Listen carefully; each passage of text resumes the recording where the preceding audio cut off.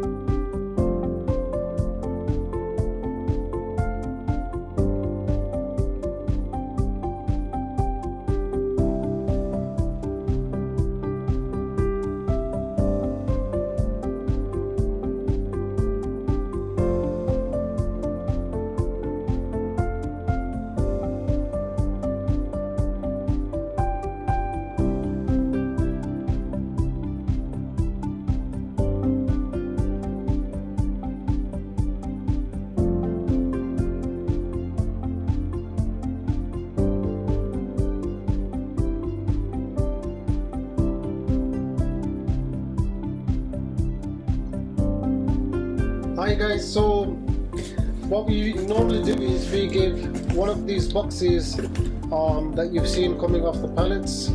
So one of these boxes, also what we do from these boxes, we fill from our stock that we have here. So at the moment there's a very big need for nappies, toiletries and baby products, especially baby milk and different things that we're constantly running out of every single week. Anything at all that you're happy to give to us for the harvest appeal, then we'll be very, very grateful, and thank you very much for all your continued support that you've been doing and your praise.